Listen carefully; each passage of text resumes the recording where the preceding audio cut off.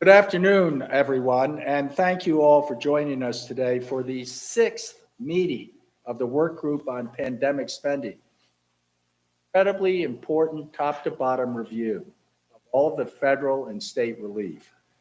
Today, this work group continues its mission to fulfill its legislative mandate of oversight and accounting for the $70 billion of taxpayers' money that has been expended since a year and a half. I believe it's both morally and fiscally prudent that we continue to evaluate these transactions to guard against waste, fraud, and pandemic profiteering. The purpose of today's meeting is to hear from stakeholders of the arts, entertainment, and tourism industries who have administered and experienced processes of requesting and receiving pandemic relief funds. I hope that today's presentations will provide perspectives of industries that are the hardest, will identify lessons learned and best practices for us to improve in assisting those who need relief the most. Also, my desire that today's presenters will speak to the parity and equitable distribution, bring to light any persisting inequalities or geographic discrepancies. Like every work group meeting, this meeting is open to the public, both by live stream and in person. Marylanders can witness how their money has been spent. Today, we're going to hear first from Mr. Stephen Skerritt-Davis, Executive Director of the Maryland State Arts Council, an agency Department of Commerce, who assisted in distributing. Following Mr. Skerritt-Davis, we will receive a presentation. Parker, General Manager of the Merriweather Post Pavilion, fabulous facility. Ed Mankin, Senior Vice President of Booking at Live Nation, an international giant and a wonderful.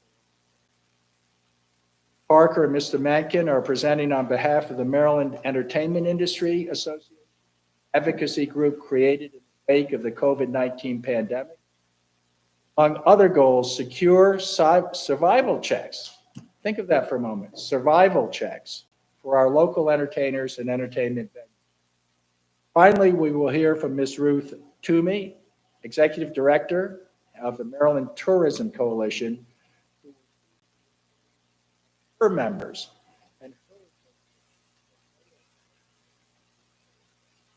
Thank you all for attending. I'm delighted to have with me our top staff people from the agency, and they will each. Davis, please. Great, thank you, Mr. Comptroller. Thank you, members of the work group, for having me today. I'm eager to speak with you today about the Maryland State Arts Council's response to the pandemic. Again, my name is Stephen Skerritt-Davis. I am the Executive Director of the Maryland State Arts Council. I'll start with an agency overview just to review who we are as a council. As the Comptroller mentioned, we are a part of the Department of Commerce, the Division of Tourism, Film, and the Arts. The council itself is a 17-member appointed body. 13 of those members are appointed by the governor, 2 by the President of the Senate, and 2 by the Speaker of the House of Delegates. The vision of the State Arts Council is that we play an essential role ensuring that every person in Maryland has access to what we believe we believe the arts are transformative, and so we want everybody to have access to those. We do that by advancing the arts and providing leadership that champions creative expression, diverse programming, equitable access, lifelong learning, and the arts as a celebrated contributor to the quality of life for, again, all the people of Maryland. Again, as an overview, our FY22 revenue comes largely from state funds, about $25.3 million in general funds, $1.3 million in special funds. And this year we have about $1.65 million in federal funds. Those are through the National Endowment for the Arts. This is higher than usual for us as a state arts agency. It includes $831,700 in American Rescue Plan Act funds distributed through the National Endowment for the Arts to all state arts agencies across the country. So with those funds, we run about 14 grant programs, and on an average year, or we would normally give about $25 million in grants through those regular grant programs. That's about 700 to 800 grants annually, so we are busy, but that is what we see as our main activity is supporting the arts through grants. We also have, in the past few years, and I'll get into this a little bit later in our response to the pandemic, we've developed professional development programs that we offer in response to constituent requests for professional development opportunities, workshops, networking opportunities that would be valuable to them. In FY21, we held 238 free professional development opportunities. All of these were virtual because of the pandemic, and we served over 8,000 people through these free virtual professional development events. So I was asked to come to speak about the pandemic spending, and so I thought I'd review what happened. And obviously in March 2020, a lot of things changed for a lot of people, and the governor's state of emergency declaration and the associated restrictions had a very significant effect on Maryland's arts sector.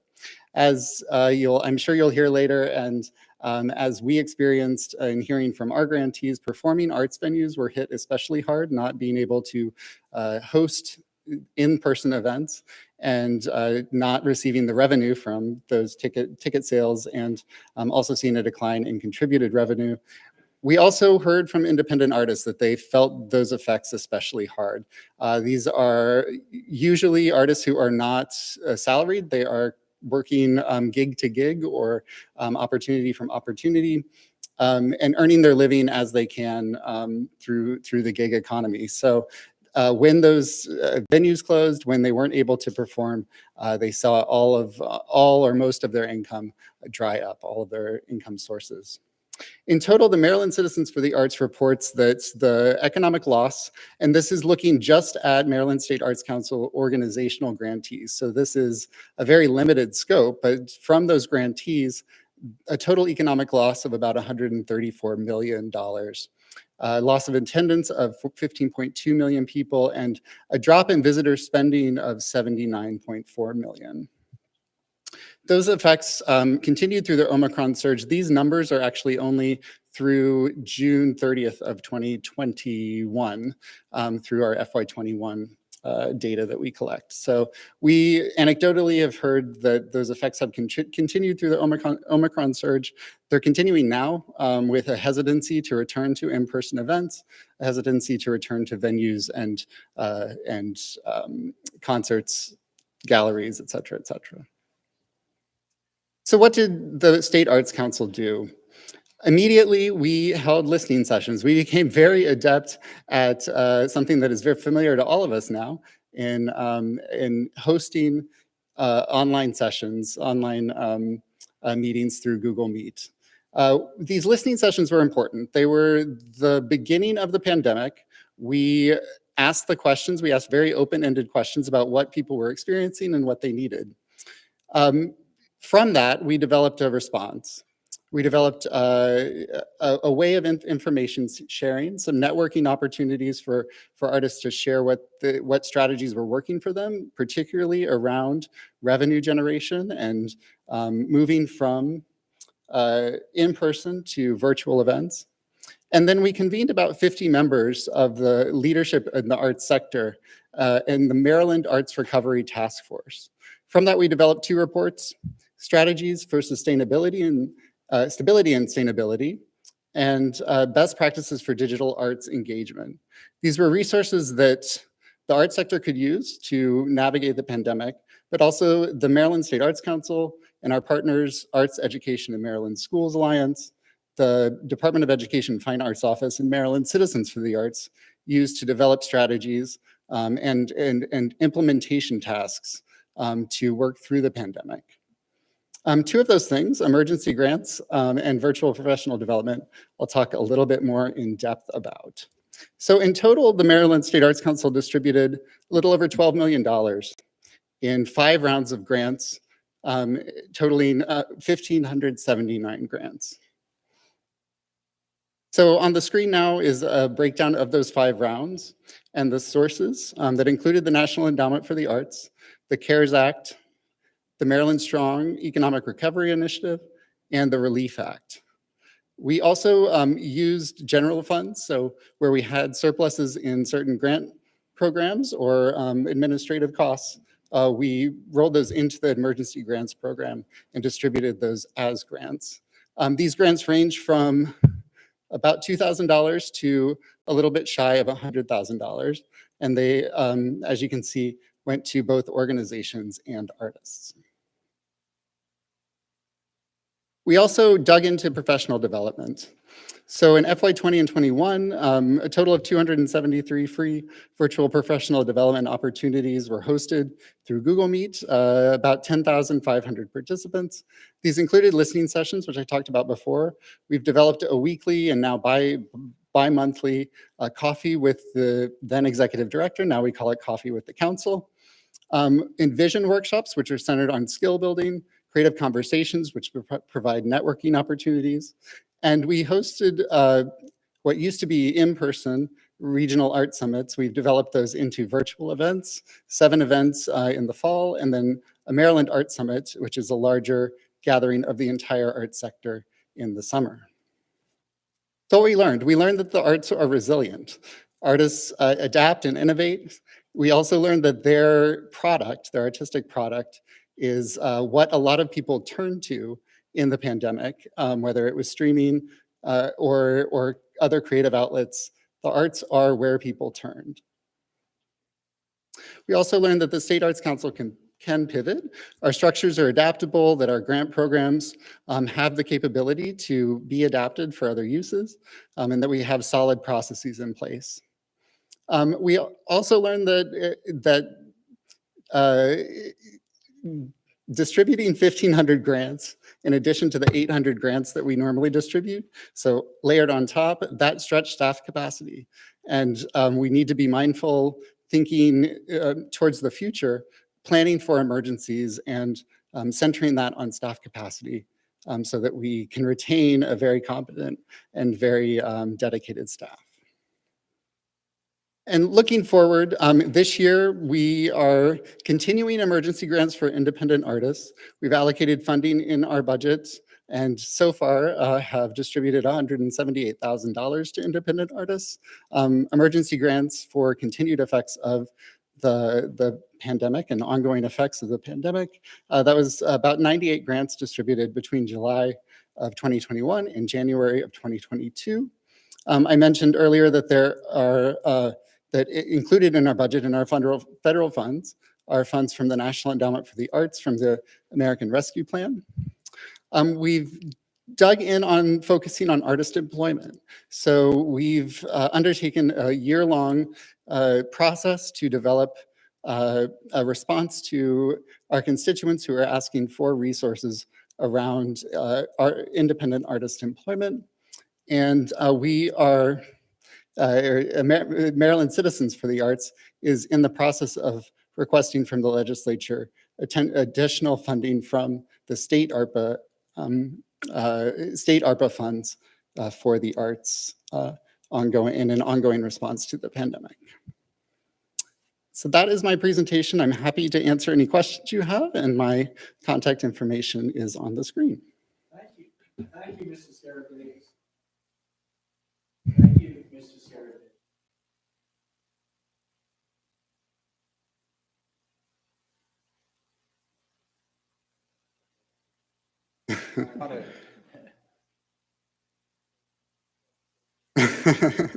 Anyway, I just want to thank Mr. Skerritt.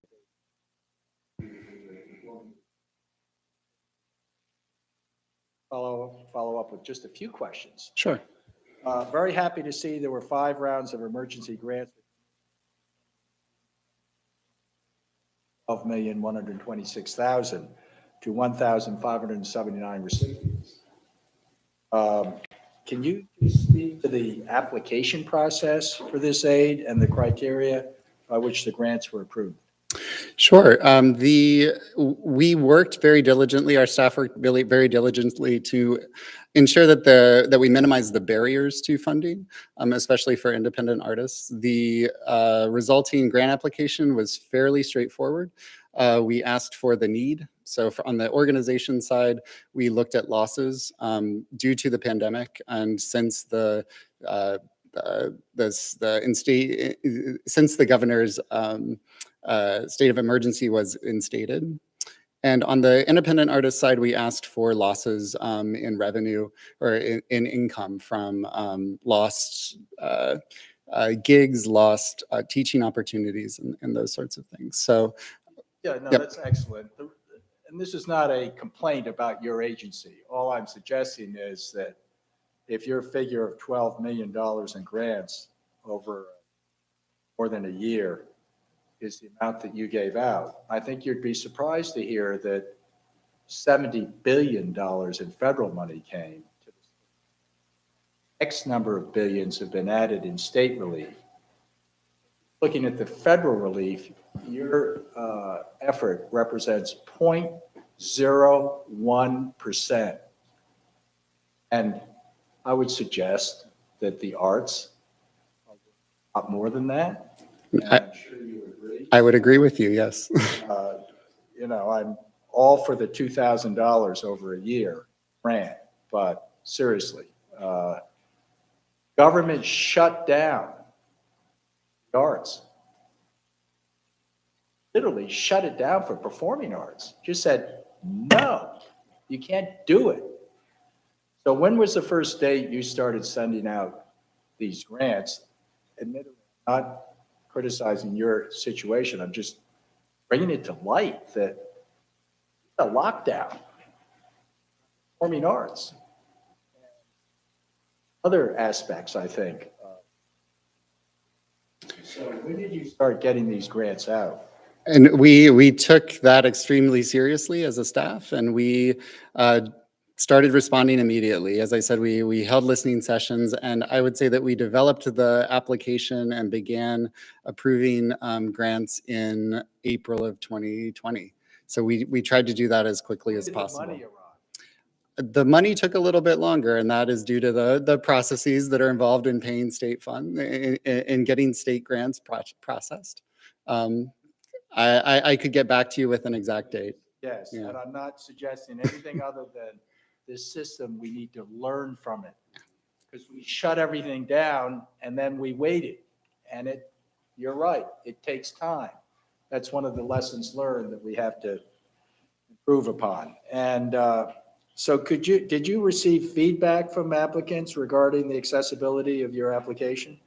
We received mostly positive feedback about the application itself and the application process. We did receive many complaints about the amount of time it took to pay the grants. Would it be possible to provide a demographic and geographic breakdown of the grant applicants as well as your awardees? I can definitely provide the geographic breakdown of the applicants. We are not, we do not collect demographic information such as race or income or anything like that in the application process, but we do collect that on the reporting side. So, and it is optional. So I can offer whatever data we have. And then finally, the National Endowment of the Arts received $75 million at the national level in CARES Act funding. How much of that actually went to artists and organizations in the state of Maryland? I believe so. Quite a bit came to us. Over 800,000 came to the State Arts Council, and that's gone directly into grant programs for FY22. And I believe that the figure is somewhere just shy of $1 million in direct funding to the state of Maryland. But I can again get those figures to you. Okay, thank you, Mr. Skerritt-Davis. Let me ask the Deputy Comptroller if he has any questions. Thank you, Mr. Comptroller. Thank you, Mr. Skerritt-Davis. Appreciate you being here. I guess one question I had, would as you described, a lot of the artists would qualify as operating in the gig economy, right? They go from one project to the next. Were they able to get PPP funds? Do you know? I don't know.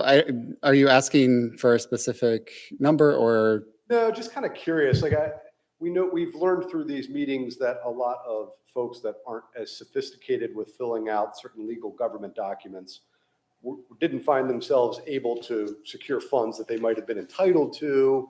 And I didn't know if there might have been some sort of nexus with your group to help disseminate information, just thinking about, or if they were coming to you asking about issues. They were. So through those listening sessions, through the networking sessions that we held, we fielded a lot of those questions. We developed a page on our website for resources and directed our constituents to various resources, both federal, state. Basically, whatever we could find, we put out there and made available for our constituents. Again, finding that information is sometimes difficult. We tried to make it as easy as possible for our constituents. But I can't say that certain people weren't excluded or that there are inequities that persist. I mean, I think that's going to be one of the key findings of our group is when you look at where all of the PPP money went, and this is a federal issue, right? But it all went to... Forgive me for interrupting. PPP, I know what it stands for. Yes, Maybe other people who are oh my God, you're going to make me remember what it Paycheck stands for. The Protection Paycheck Plan. Protection Program. Yes, thank you, sir. Right, meant to fill wages that you would have paid opposite or without COVID. A very large share of it went to law firms, whereas we saw the job losses ended up in arts and entertainment and accommodation and food services, and then we never really pivoted to focus more on those industries. So I think that's a good lesson learned, would be to help our folks in those impacted industries make sure that they can get access to those funds. Because it's tough to fill out those forms. I'm not anti-lawyer. I just No. want to get the money to people who need it. That's right. And, you know, government has a responsibility here. We shut everyone down. So it's our responsibility to these unbelievable performers who are working gig to gig, as you say. I mean, that's hard. And if there are no gigs, there's no money. And if they can't apply because someone's scared that there might be a little bit of abuse around the edges, so therefore they're ruled out, they don't qualify. Or if you only get 0.01% of the relief, obviously the law firms got a lot more. And so I agree with the deputy comptroller that we need to prepare better for the next pandemic that occurs. Deputy Comptroller, do you have other questions? I'm complete, thank you.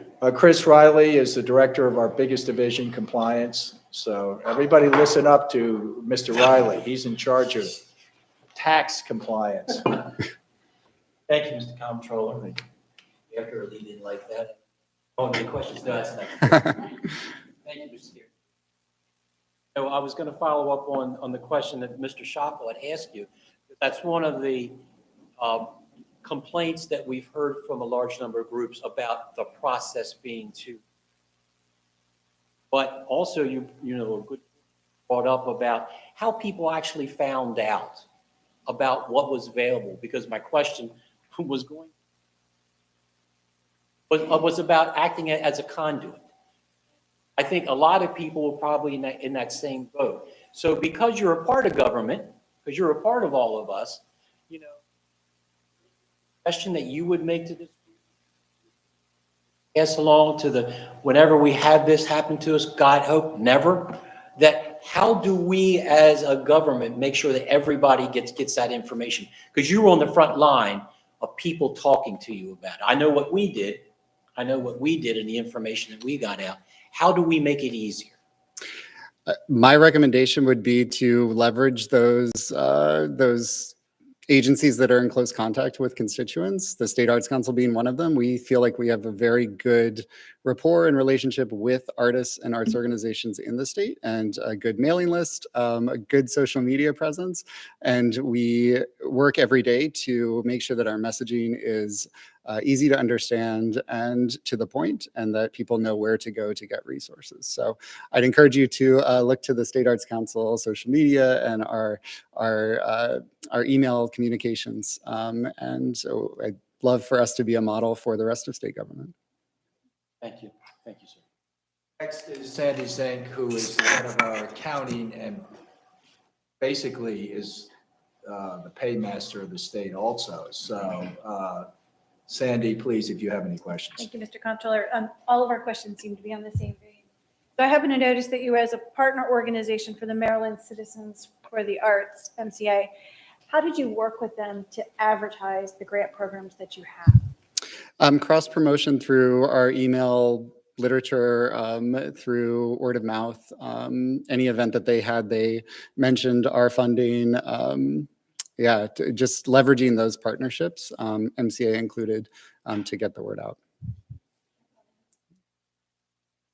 Thank you. David Hildebrand is head of our, well, lack of a better word, all of our technology. Thank you, sir. Guess one of the questions I wanted to ask, because I'm looking at the grants that are given, and as the Comptroller said, the total amount was pretty small in comparison. How many organizations and artists do you think we just lost because they couldn't get any help? I could give you I could get the numbers of declined applications to you as well after this meeting, but I can't answer the artists who didn't come to us or didn't speak with us. But I imagine that artists fell through the cracks, that arts organizations didn't see themselves represented in the Arts Council portfolio and so didn't come to us. But we have worked very hard and actually used the pandemic and this emergency grant program to bring new artists and arts organizations into the fold. We actually saw our biggest increase in grants for organizations applications, which is our general operating support for the arts, one of our regular grant programs. We saw about 40 additional arts organizations apply for that program this year, which is far beyond anything that we've seen. Excellent. And with the number of grants you did, if I understand correctly, you normally do 800 and some grants. Then in addition to that, during the year from April 2020 to June 2021, you did an additional almost 1,600. So you basically quadrupled the work of the existing staff. Yes. Was any funding available to help the staff with the compliance requirements going through these things, or was it just all piled on to existing people? How did you handle that? It was largely put onto existing staff. We have an amazing staff. We expected a lot of them, and they stepped up. We did bring on a few additional part-time people to help process the grants. But our staff really coped as best they could. I put in one of my lessons learned is that that's not sustainable. We can't do that. If we have any more money coming to us, we need to think about staffing capacity. It is also very cumbersome to expand our staff within state government, and that's just a reality that we live with and deal with. And I guess I'll stop there. Thank you very much. And Mr. Comptroller. Thank you. Yes, thank you very much, Mr. Skerritt-Davis. We're now going to hear from Ms. Parker and Mr. Mankin, who will follow you. And Thank you very much. jointly present.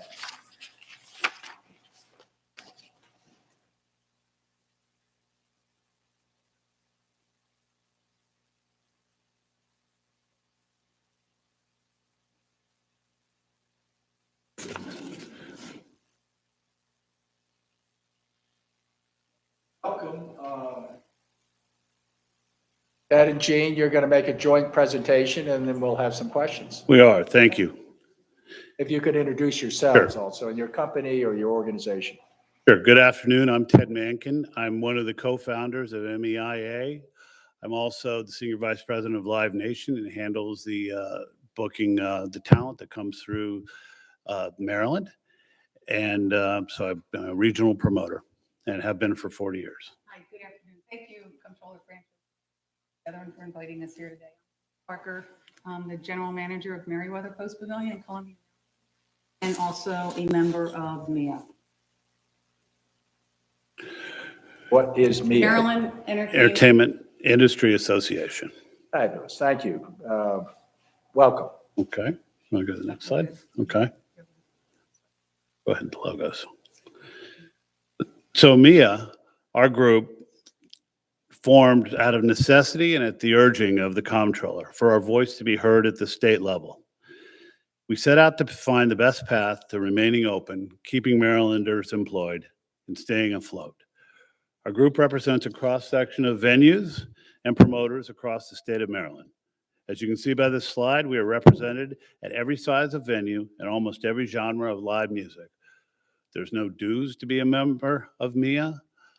All the work that was put in, whether legal or the thousands of Zoom calls that we had over the last couple of years, were all on our own dime and our own time. And we really appreciate you having us here to walk you through our process and what we endured over the last couple of years. So that was the day that venues and promoters were shut down, as you see. The lights went off, the doors were locked, thousands of layoffs occurred, and spending in Maryland by the entertainment business was completely shut down. No advertising, no taxes collected, no labor employed, and no vendors used for a long time to come. Before Gene explains how we walked down this path of seeking aid, we'd like to thank the state officials who listened to our plight and let us walk them through and explain how impactful our part of the economic equation is to and continues to be to the state of Maryland. As a promoter, that has a snapshot view of how each state treats promoters and venues during the shutdown, and I get a look at, we operate in 50 states and 41 countries. I get a bird's eye view of what other states are doing.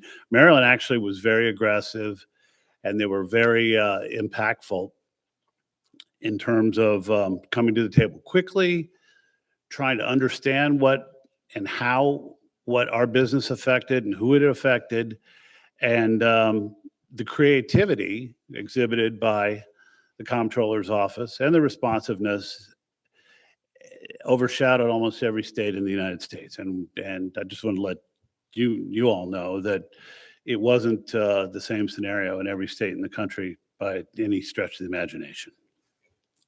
So there is a pie chart that represents how the funds were allocated.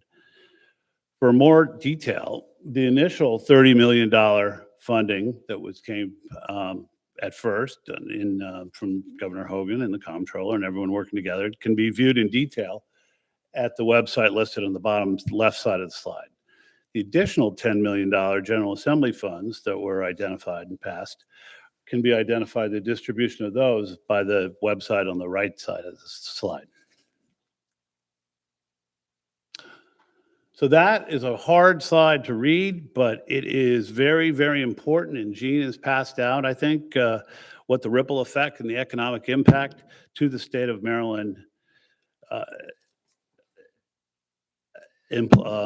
how it's affected and how it hits our business and how it hits the citizens and taxpayers and employees and everyone in the state of Maryland. It identifies in detail, and you're looking over the hard copy. I recommend you examining in detail how many economic levers our industry touches and affects. Every time one of our members hosts an event to play Maryland, it affects dozens of bottom lines. Our activity and presence in Maryland impacts Maryland tax revenues, both sales and admission, local vendors such as media spends, concessions, Maryland-based production vendors, and all associated travel levers, such as hotels, restaurants, and all their associated taxes that comes with making Maryland a destination point. When we do an event, it literally affects thousands of people. With the larger events, it takes hundreds and hundreds of Maryland-based labor to execute said event. Yeah, I'll turn it over to Gene to talk to you about the process and how we got there. So thank you, Ted. So right now I'm going to discuss the timeline.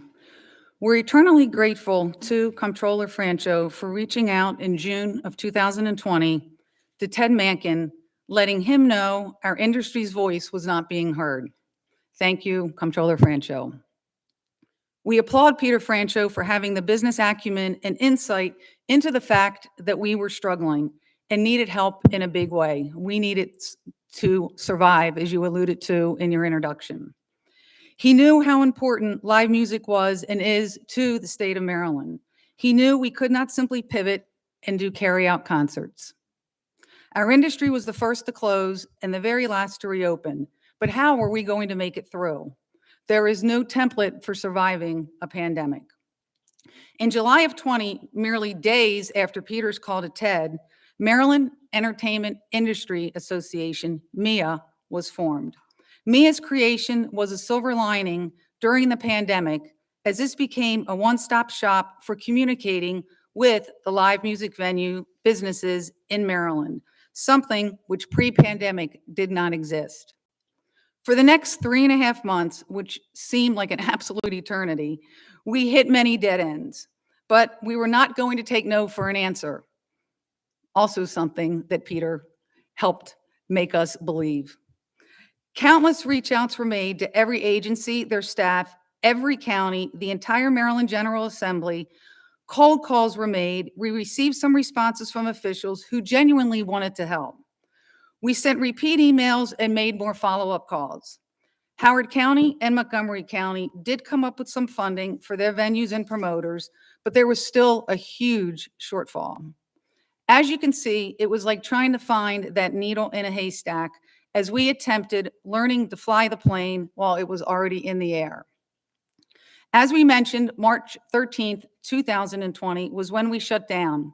And 7.5 grueling months later, after thousands upon thousands of live music industry layoffs, Governor Hogan on October 22nd, 2020 gave us hope amidst these dark times when he announced at his press conference there would be $20 million in funding for live entertainment specifically. We were determined to figure out the process to get this funding.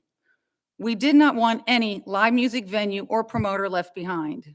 We felt we hit the lottery when Secretary Kenneth Holt, Owen McAvoy, and Amy Seitz from Housing and Community Development responded to our email. A bright spot after all these months and a little sigh of relief. DHCD was very helpful, and we had a great communication as the process to apply was literally being defined. Initially, DHCD was able to increase Governor Hogan's $20 million funding to $30 million to accommodate live music promoters and independently operated movie theaters. DHCD asked our recommendation how to handle distributions.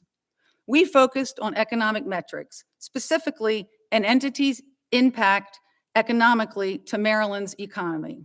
The higher the economic impact, the higher the suggested funding allocation. However, Housing decided to cap the funding. This approach made the smaller entities closer to being fully funded, while the larger entities still had a significant shortfall. Funding took place February 2021, and while funds to a specific entity were capped, everyone was still extremely thankful for the grants. In order to address the disproportionate funding, legislation was created during session targeting the 12 to 15 or so largest live music entities driving Maryland's economy. With this time, a proposed much higher cap. However, the bill was changed, as often happens, accommodating over 60 entities, again with a low cap amount. Now it is February 2022, and the pandemic is not over, also as suggested by the first presenter, Mr. Skerritt-Davis. Recovery has been a struggle as we try to get back on our feet. The jury remains out. Consumer confidence is questionable. Spending habits are changing. There are inflationary issues with cost being 20 to 30% or more than pre-pandemic. We are in this time of the great reassessment, great resignation. We have a labor shortage. As venue operators and promoters, we are trying to keep prices down despite the economic pressure. One key point, talent has many choices where to play, and MEA is doing its best to keep Maryland on one of their touring stops. Booking talent is very competitive between the various buildings and states. It is clearly a marathon we are in, not a sprint, as we try to recover as best as possible. All of this is leading us to the unfortunate position we find ourselves in of needing more aid. Aid received to date, whether from the Creative Maryland funding via the Rainy Day Fund, the legislation created by the Maryland General Assembly, or the federal government's Shuttered Venue Operators Grant, which not all of our members qualified for, addressed funding for the shutdown period. It was for survival, again, as Peter had originally alluded to.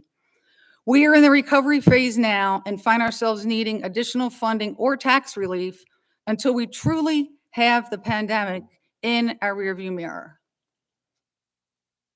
Leaving you with that to be continued thought, we want to sincerely acknowledge the state of Maryland for its creative abilities in navigating us through the pandemic and realizing how important the live music industry is to our Maryland. Not many other states, if any, stepped up to fund the pandemic like Maryland did. A big heartfelt thank you, Maryland. Thank you again for inviting Ted and me here today, opening up the floor. Thank you very much, Gene Parker and Ted Mankin. It was an honor to work with you as we navigated the difficult times at the beginning of the pandemic. A lot of damage needs to be revisited and repaired for your particular sector. I just will let you know that I'm sure there's going to be attention paid to you because there's a tremendous amount of repair, let's put it that way. And I'm proud of the advocacy we've done to secure funding for our live entertainers, but I'm also looking for additional funds in your interest because it's important that. It was my pleasure to host a roundtable discussion with you and your industry colleagues. I'm thrilled that the conversation inspired the creation of your group, Maryland Entertainment Industry Association. I do have a few questions.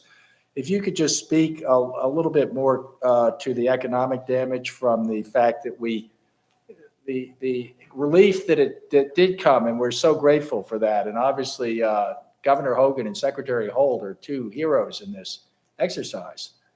But there was a big gap and tremendous stress put on your sector. So how have the lives of your member organizations and their employees changed? How have they changed now, or how did they change I at the time? understand you had a positive experience with state government, Department of Housing, Community Development in particular. I appreciate that. Owen, the deputy head, but Secretary Holt is terrific. Can you just walk us through the process by which your members received and when they received and provide some feedback as to the, given the success, just help us understand about the accessibility of these funds and the ease of their distribution. Got it. So the application. Don't get too close to the microphone because then you get, don't get too close because you're Okay, fine right so there. when Governor Hogan made that announcement at the end of October, like I said, that was, we both were, this is a great bright spot. I think it took like another month for the application to come together. And the members in our group, we, Ted and myself, were able to reach out to them directly. And I know that, other people who may not have known about our group, I know a lot of them were also researching, trying to unturn whatever rock they could just to find where else they could find aid. The process probably took about a month or so to generate the application. The longest process was the 7.5 months from the time we were shut down. And that was like eminent domain, right? Like for no fault of our own, we are shut down. And that was devastating. A lot of people, many lost their jobs, specifically at Merriweather, because we're seasonal. We hire a lot of teachers. So the teachers rely on their teaching salary, which they really worked overtime because they were having to do the Zoom, and that was a whole big issue in and of itself. But then they also rely on their ability to be able to work during the summer in their part-time job. So for a lot of people who relied on us for part-time employment, they didn't have that.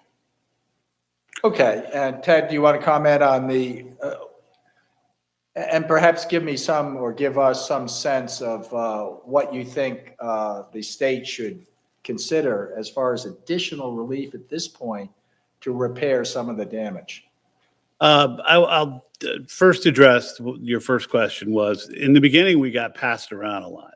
Oh, you need to call Commerce. Oh, you need to call DHCD, or you need to call OBM, or you need to call all these different agencies. And it's like anything. You try to find someone that understands your story and your plight, and then maybe they can, we're not professional lobbyists, we're concert promoters and venue operators. So and we didn't employ lobbyists. We did all this ourselves.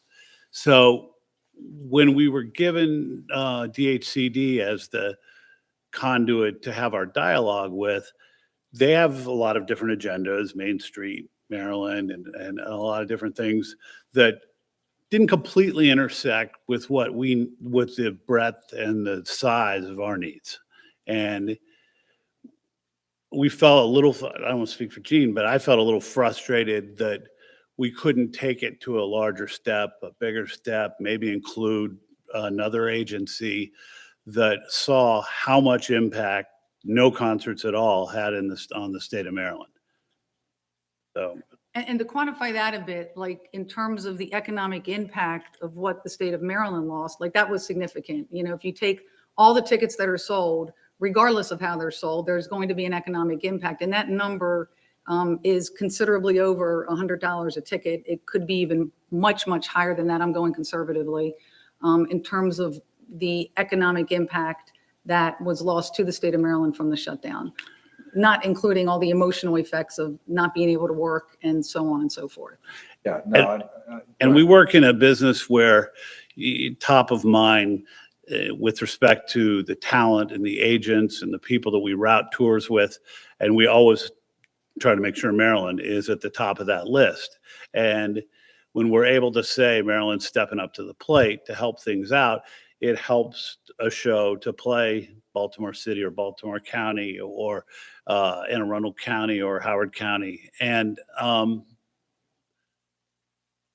you asked about what could be done. I mean, I know this isn't something that folks in this room maybe want to hear, but a tax holiday is really when people consider whether they play Washington, D.C., Virginia, or Maryland, quite frankly, the admissions tax in Maryland ranges from not zero in nonprofit or arts and entertainment districts to 10%.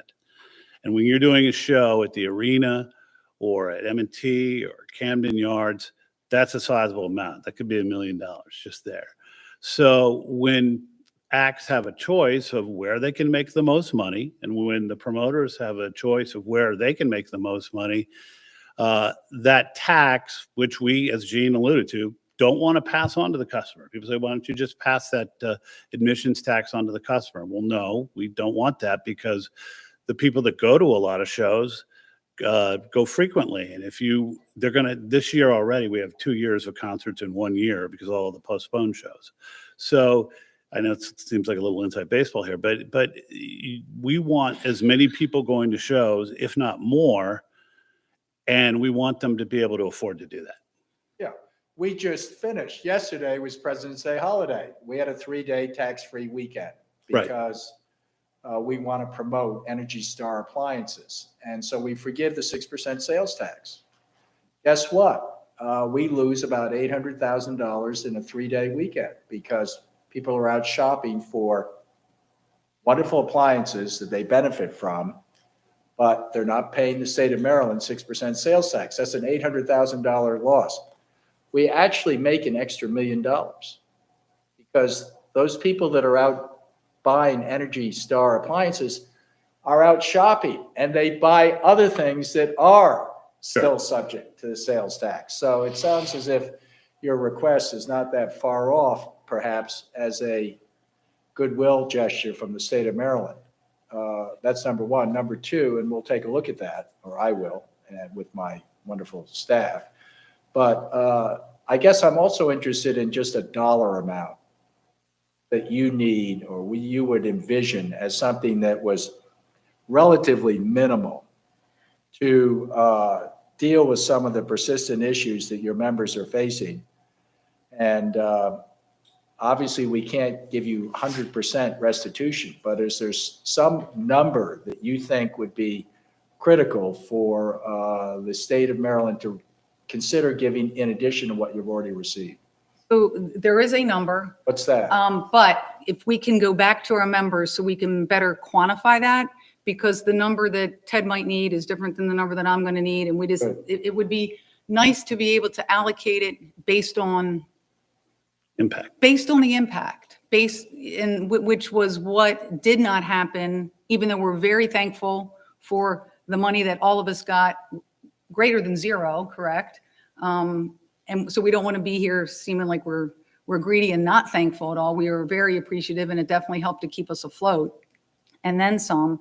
But going forward, if that can be allocated based on, like Ted just said, like the economic impact, or, some other criteria. It's the cap. The cap was the issue this time, because the smaller venues got the funding that made them 100% or close to 100% whole and restituted, versus the larger venues did not, if that Okay. makes sense. But And yeah, we- there is a number, and we will report back to you on that Thank number. And we gave DHCD a list of 7 criteria. And if you could meet 4 of the criteria, then you would qualify for this 12 to 16 entities that would have been paid out of that state-approved money. But once it got to the floor, they went away. Okay, well, we'll deal with that down the road. Mr. Deputy Comptroller, do you have questions? Sure. Thank you, Mr. Comptroller. I can absolutely relate to some of this economic impact that you mentioned. When I was younger and able to climb scaffolding, I used to do some stagehand labor on the side with put onto it by one of my best friends who's a teacher and still does it to this day. So exactly what you were kind of referencing, the way that it ripples throughout the economy. And just a thought, the next presenter is going to talk about tourism. I imagine a lot of the revenue that comes, people travel, right, to come to shows. So I do want to acknowledge that from an economics perspective, those dollars coming from out of state are even more valuable to us, because then they circulate within the Maryland economy, and it's money that we wouldn't have brought in. It is a competition with not just DC and Virginia, but Pennsylvania, the whole. the other, yeah. I mean, it's a big deal to bring that money in. So, I just really want to highlight that is. Yeah, no, I like that idea a lot, because what about a temporary Tax holiday? waiver from the amusement tax? It would be huge. We've asked and talked about it Build for a while. Some of the Yeah. damage, and we get the industry back on a stable footing. Doesn't have to be permanent. It can just be temporary, and as a goodwill gesture. I note that the legislature is looking at tax relief for items that are bought by low wage earners, like, necessities at the store. So they're looking to cut the sales tax there. Maybe there's something there, and we should talk about it offline. But I would urge you to think aggressively as far as petitioning the legislature and the governor. You've had some success, and I think you can have more success, because the damage is so patently clear, and repairing the damage is so beneficial to the state's economy. Fair enough. Mr. Riley? Thank you, Mr. Comptroller. Thank you both for the presentation. Following up along with some of the direction that we were going, how did Maryland compare to the other jurisdictions that surrounded us? I'd say they were the quickest to respond as a state. There were specific counties around the country, like Cook County and the county that encompasses Austin, and there were specific counties that stepped up. The counties were our biggest obstacles outside of Montgomery and Howard, and they wouldn't even listen to our story and let us, explain to them why something needed to happen, or how much revenue we generate for their specific. We talked about development programs. So I would say Maryland was the first to actually take it seriously and deal with it, but it took a long time, a lot longer than we thought it would. And just to comment, at the county level, the frustrating part was, it was no secret that there was funding allocated via CARES to the counties, and why the counties just couldn't, other than Montgomery and Howard County, why they couldn't turn around and give some of that money to those entities that were hurt the most by the pandemic.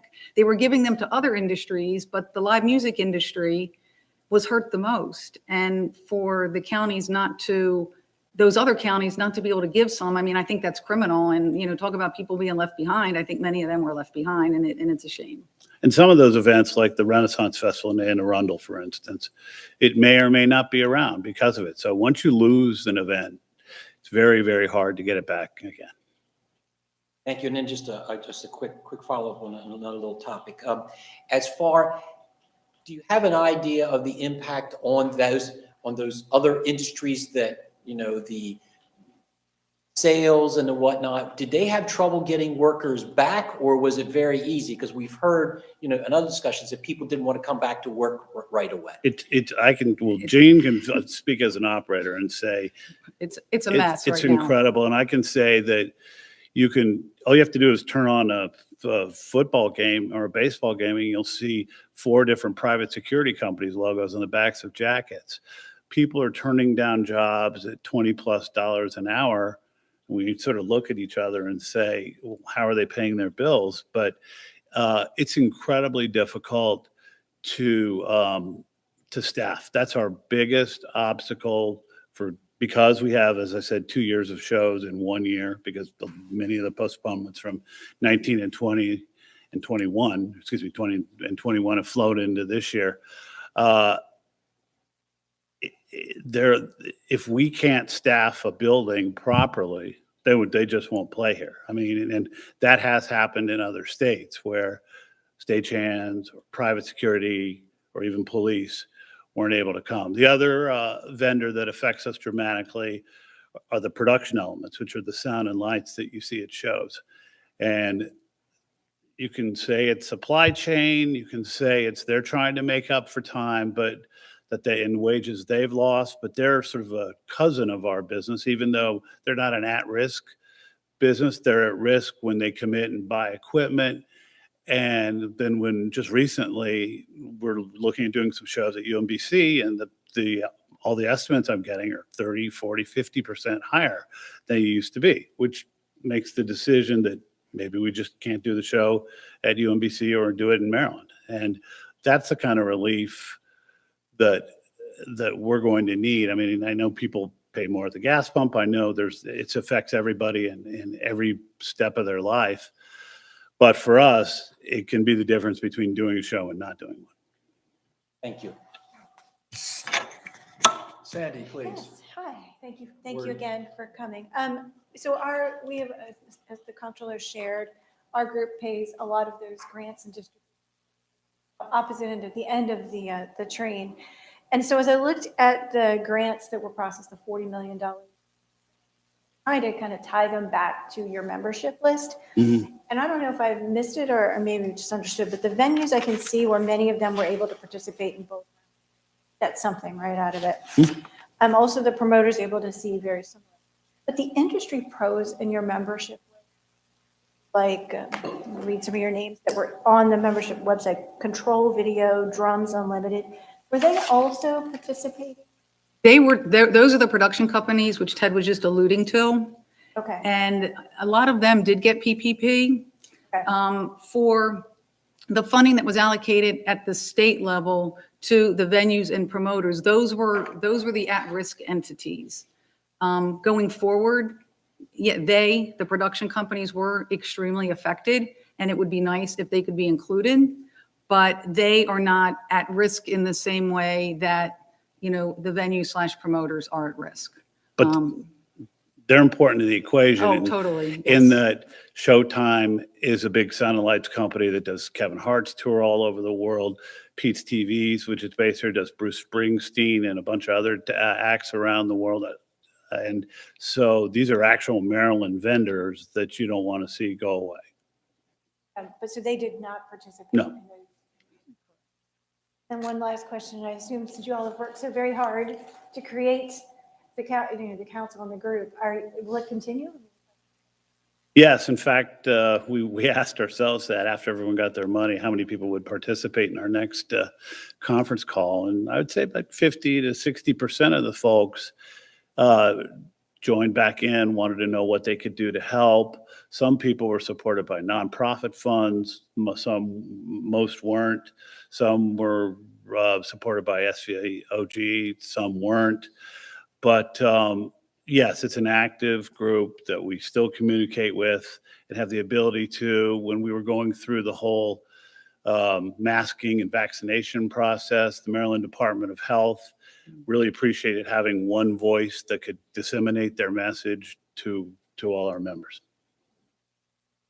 Mr. Hildebrand, thank you, Sandy. Thank you, Mr. Comptroller.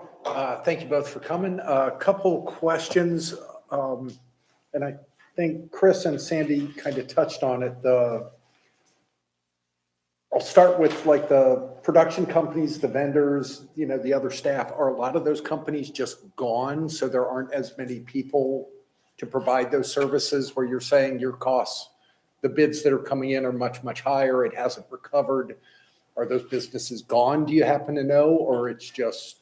You have to pay a premium to get essentially dibs on their sound and lights for a show maybe 8 months from now. They'll say, look, you've got to commit. You've got to put a deposit down, things that we never would have had to do because they always know we would be their supply chain for work. So if we can't, if their costs are that much higher because of trucking's higher, gas is higher, all the different functions of those service industries,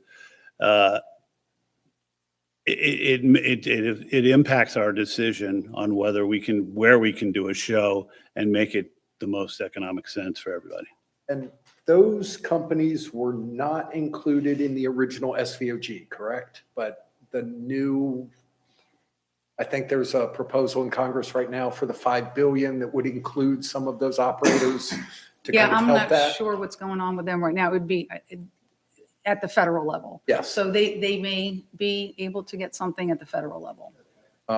Because, yeah, and with the shuttered venue grants and then DHCD here, what's been the different experiences of your members? I've heard horror stories from people trying to get the SVOG. You said it was very good with DHCD, so can you tell us a little about what was different? Right, so specifically with SVOG, I mean, they had a much bigger nut to crack and a lot more, applicants to deal with. So, similar to when, there was a transition to like a new, healthcare system and things kind of went upside down, a few years back. It was just the taxing demand on the system. Eventually, like they were talking about Mr. Skerritt-Davis with the Arts Council, they needed more people. Well, they had to ramp up and get those more people almost overnight. And they did so and were able to get back on track. I think the first time they launched it, it crashed, but then they were able to get it back. But, that's just, the learning curve of everything. And as I said, we were in the plane, we were in the air and trying to figure out how to fly it. And that was all part of the ugliness of this pandemic without having a template. But they did get the money out the door, which is the most important question. And again, that money was for the shutdown period. It is not for this recovery period. And again, that didn't apply to everyone, like Live Nation, AEG, the suppliers of the biggest shows that come through were specifically written. Senator Klobuchar specifically wrote our companies out of it. So we were totally reliant on state and county funding. And so that's with, as Mr. Schaufel said earlier, where we're hearing that, they had to involve the lobbyists, the lawyers, they were taking 20% off the top. Right. What I want to make sure of is that did not happen with the Maryland funding. That No. You did not have those issues. It pretty much, as many of those dollars actually impacted and helped people versus going to the lawyers and, Yeah, we tried to do it all ourselves because we felt we could tell our story better than someone else secondhand. Excellent. Thank you very much. Yeah, no, it's terrific, but let me just say for the record, everybody and their cousin has a lobbyist.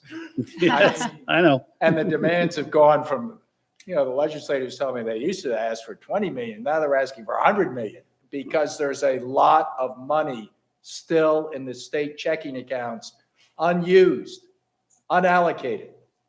And so I hope you continue to step boldly and, make sure people understand what a loss this is for our state if we continue to be somewhat penny pinching here. We need something significant. And I just want to thank Ted and Jean for your presentations. They were fabulous.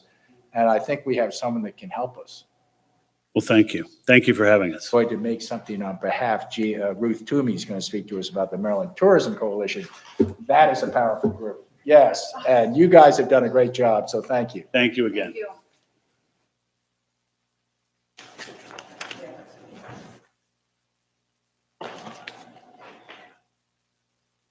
Ruth, you shouldn't stand too close to the microphone because that's what causes the loud noise to happen. That's fine. How do I get to my?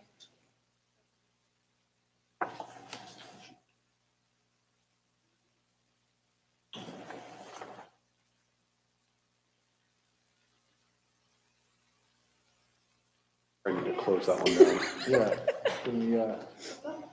Yeah, she can't get her screen Slides up. up.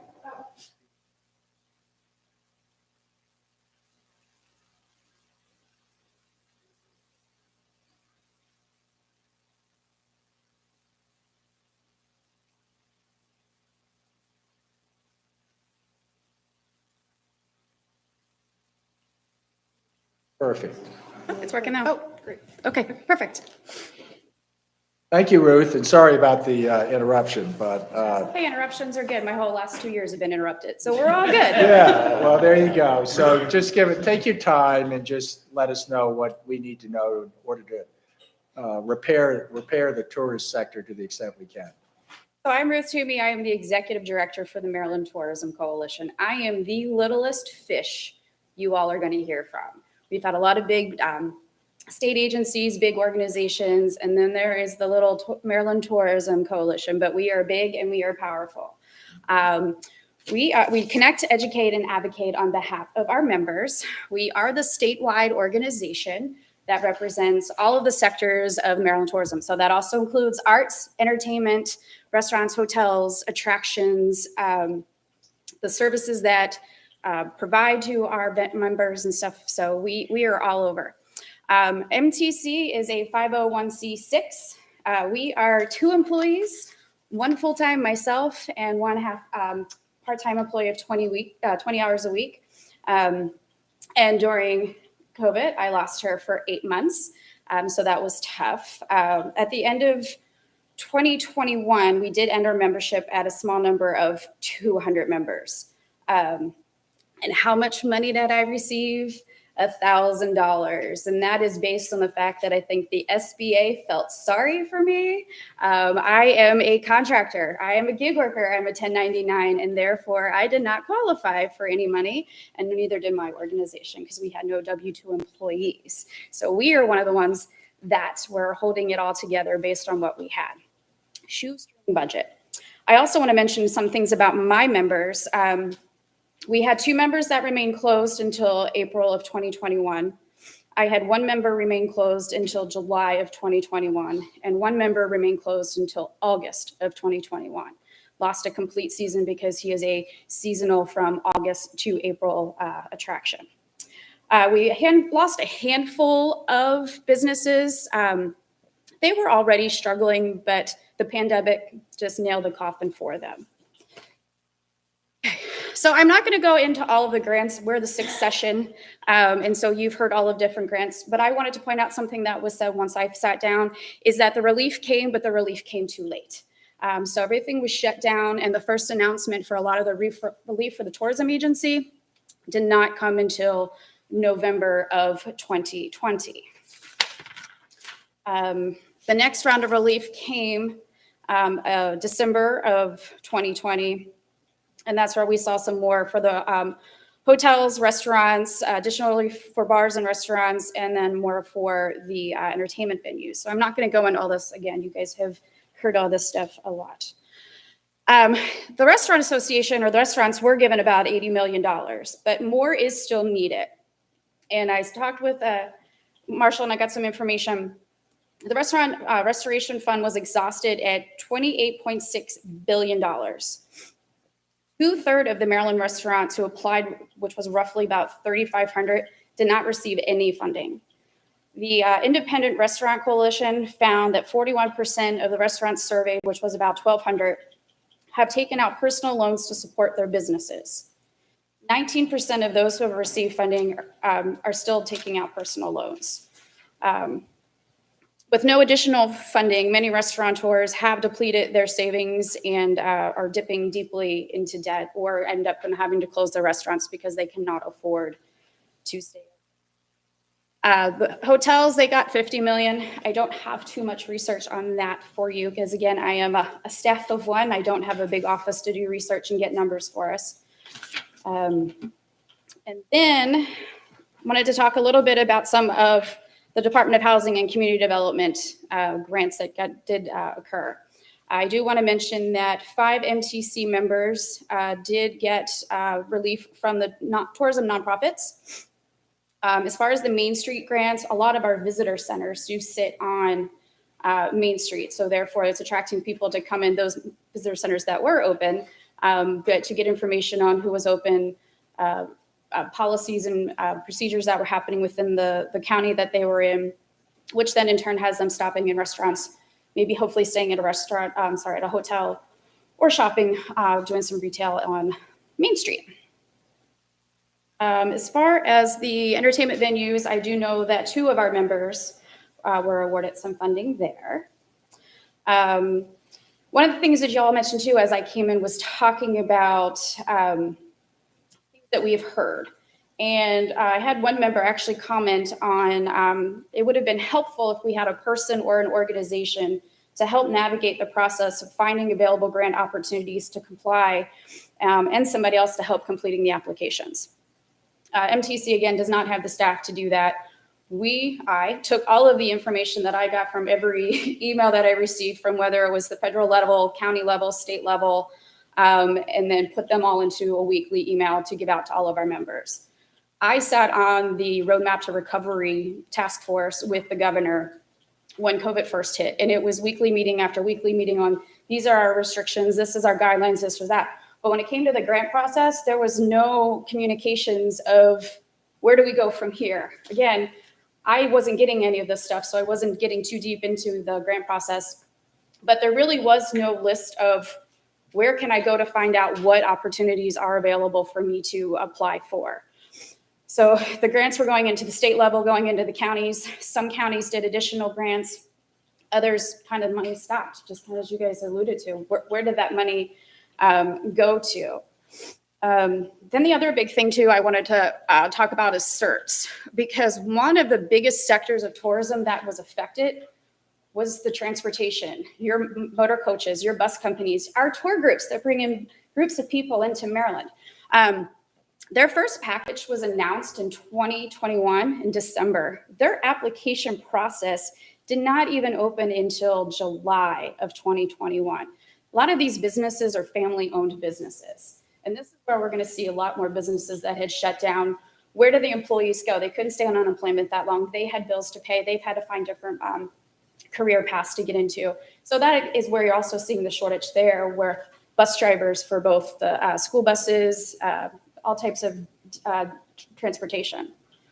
Let me see if Okay, so I'm going to talk about where we are today with grants, because right now there is a big grant sitting in front of the tourism industry. And that is our the EDA grant that is awarding $9.6 million from the U.S. Department of Commerce, and that is for the Travel, Tourism, and Outdoor Recreation Program. So here's a breakdown of how this money is to be used. So I did this in a smaller, bigger print for myself. $2.8 million to be awarded to 25 officially recognized DMO organizations. I also want to note too that the DMOs are 501c6s or quasi-governments. They also did not apply for federal funding until about, I think it was November or December of 2020, just for the fact that they were a 501c organization. 501(c)s were getting funding, but the 501c6s were dropped out of a lot of the packages. 1.9 will be awarded to state and local government agencies, economic development organizations, and other industry partners to develop tourism across Maryland. 2.2 $2 million will be created to access outdoor recreational activities and provide educational resources about recreating responsibly. And then the remaining 2.9 will be used by the Office of Tourism to support its 18 scenic byways. So how does that break down a little bit more? Open for a partnership program. The Maryland Office of Tourism will work with partners to further development opportunities for the industry, benefit from visitor spending, and provide opportunities to further expand a workforce that support the industry. Outdoor legacy, building the last mile, connecting to the outdoors. In legislation right now, there are a lot of bills regarding outdoors. There's the Maryland Great Outdoor Bill, and we're, Great Outdoors were also hit during the pandemic. So while they were successful, they were overrun, didn't have the staff to help clean up, already a backlog on maintenance permits and stuff like that. So money is also needed for getting all of that stuff to par to where it needs to be to make sure that people aren't being turned away from our state parks, not because they're actually.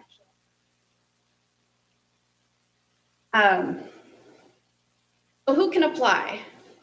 So I kind of did some highlights just to say that, while the money is available to everybody, the communication is not there of how to apply, where to apply.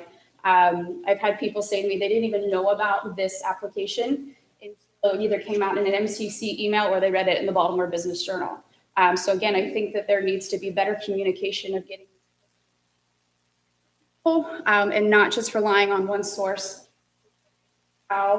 And have it hidden on a website somewhere. You have to know where on their website to find the information and who can apply. But let me make sure I don't have any other notes. I do want to thank you, Comptroller. I do know that you are seeking additional funds to help our retail and hospitality.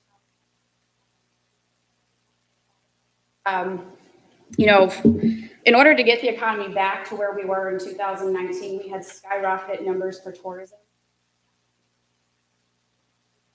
Backbone of our industry. Our Marylander spends is 30. But we can only do. We have a few questions. Thank you. That was excellent testimony. The best I can.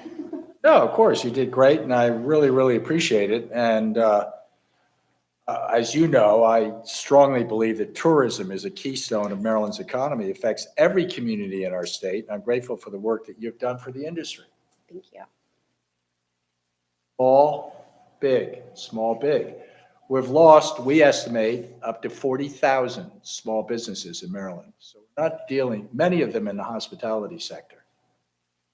So we're not dealing with a kind of limited amount of injury to the economy that we can just blissfully move forward saying, everything is great now.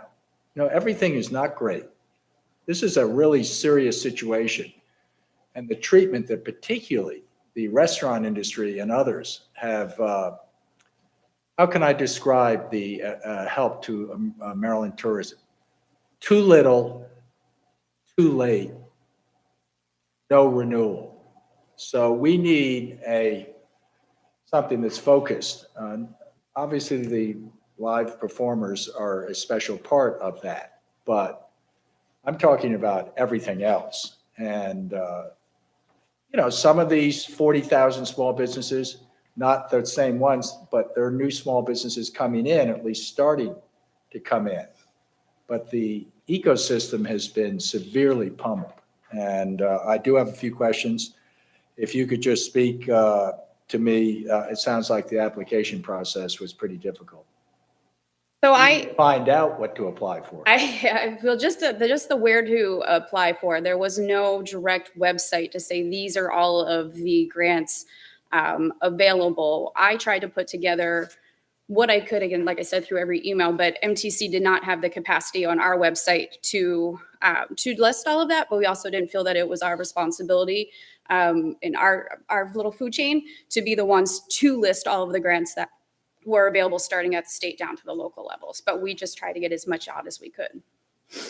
Okay, and can you just contrast that with the federal travel, tourism, and outdoor recreation program you mentioned? How are the applications for aid to that going to your members? That's actually ongoing. The application process is still open now until March. I have had a few people ask me about the process, and I just pass them on over to the Maryland Office of Tourism because that is where the grants actually live. Okay, so the bottom line is, how do we do a better job at getting efficient funding? Not so much your members, but to your sector that you represent. And I know you say you're very tiny. That's okay. The sector's enormous and enormously important to us.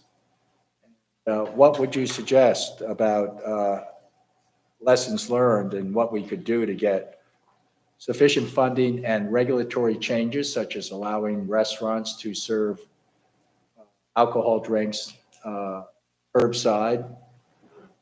Like a no-brainer, but you have to break a lot of eggs to get that done. And I think it's been extended temporarily for a couple of years. It should be permanent. Yeah, it's actually in legislation right now to extend, I believe, till the end of 2024, maybe 2023, but it's not permanent at this time. But how many, so you don't have figures on, just have figures on your members, but do you have any estimates of how many tourism venues, hotels, restaurants, cultural attractions permanently lost? I know already we're in the tens of thousands, so. It's a lot. Again, it's not information that we have. How do I put this? If it's information I want, I got to go find it. And it's not always easy to get. We talked about being passed on and passed on. Even within one department, you can be passed on 5 different times. And again, I'm trying to run an entire organization, keep it head above water with just myself. So sometimes you just throw your hands up in the air and say, okay, got to move on to the next project, or the next, fire has started that you've got to put out. But I say frustrating for me is all of this talk about complicated applications that are being made. What about the state sitting down and writing some checks,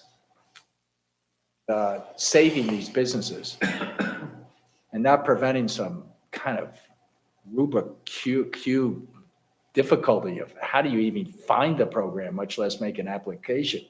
It is so frustrating for me to know that there's federal and state monies in checking accounts that the state controls, and we simply are sitting on it. Why?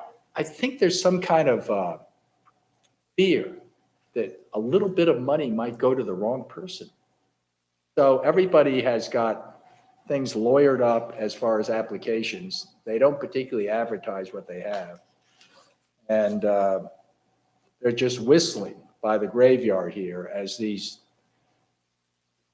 tens of thousands of small businesses, many of them in operation for 50 or 60 years, these restaurants closed permanently. And if they're not closing, they're selling. Well, yes. Okay. I don't mean to go on and on. I just want to indicate I like the Main Street programs. They seem to have had a better experience. Is that true? From what I'm hearing, yes. Okay. And what would you think about lessons? I know you talked about this, but what kind of lessons learned as far as the disconnect between the need and the actual aid can we utilize to improve as a state? What can we do both now? I know you've got ideas, but lessons learned down the road. Well, having a point person to be able to, tourism is a statewide industry. Like, it's not just focusing on arts or just focusing on the restaurants or the live entertainment. It's trying to focus on every sector of the tourism industry, which is large. We are one time we're the 10th largest industry in the state of Maryland. We're down to 11, but we're going to get back up there again. Our industry is coming back, but we're not there yet. But having, I guess, leadership in a sense, not necessarily myself, trying to stay within my lane and not overstepping boundaries, but having some type of leadership to take these on, and whether they have a point person, doing webinars to help with their webinars are out there. They just haven't been done. So I would encourage having some webinars to help people, because some people need hand-holding. So let's help walk them through. Okay, excellent presentation. Deputy Comptroller.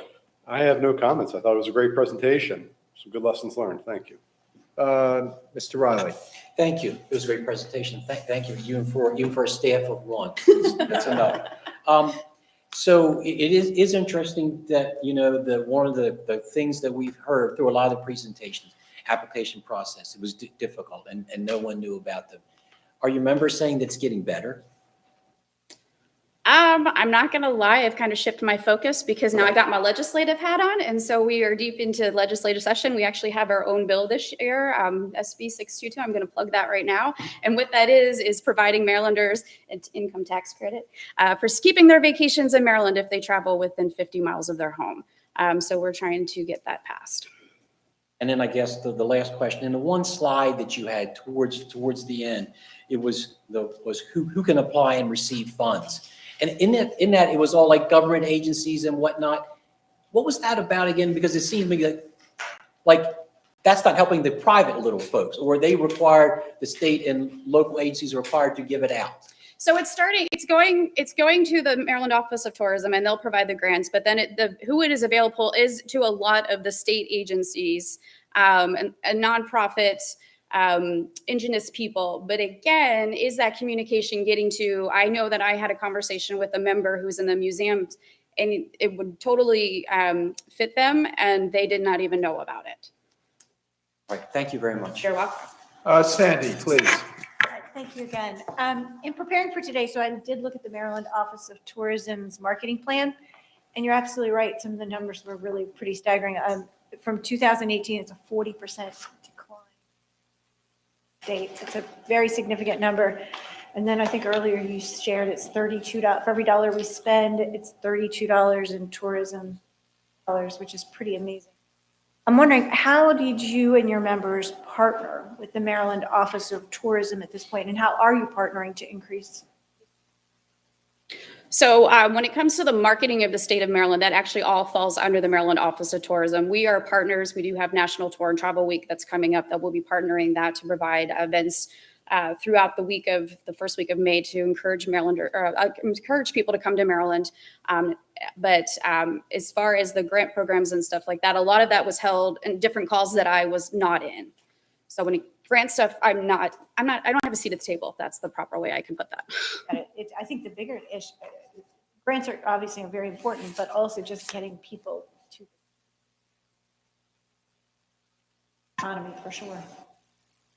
Sandy, thank you. Mr. Hildebrand. Thank you, Mr. Comptroller. Thank you very much for the presentation and being here. Your graphics department is awesome. Great job.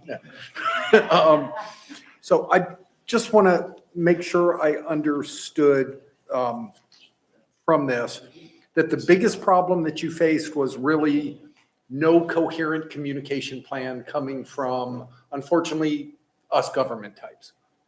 Yes. And it's okay. We, as government, deserve some lumps, and that there didn't seem to be a plan for some of that money, where it took 8 or 9 or 10 months to say money was available, then another 3 or 4 months, but it wasn't targeted. It didn't have outcomes attached to it. So no one really knew what to do. Am I getting the right message? I just want to. Right. Well, again, I put the messaging out of the grants and stuff. That as far as the outcomes, I can tell that there's a grant all day long, but I don't know actually until I did some research for today's meeting. And one thing I had actually also found interesting is while I was doing research, going through my back emails to get the links and stuff for grants and stuff, they're gone.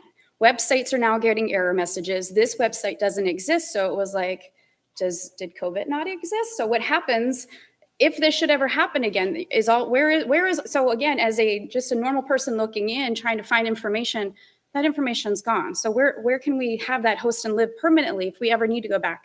But again, doing the research that I did, I only found out which of my members had got grants.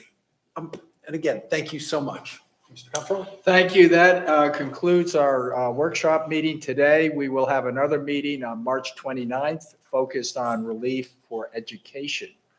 So stay tuned on that. We have a lot of gratitude for the folks that have presented today, and we'll be in touch with them. And ultimately, we will be putting out a comprehensive top to bottom review of all public spending and relief, federal, state, county, municipal. That is something that I think will be a benefit to future policymakers in the state. And I thank everyone for joining us, and particularly our participants who testified today. I'm grateful to each of you. Stay tuned. Thank you very much. Thank you. Meeting adjourned.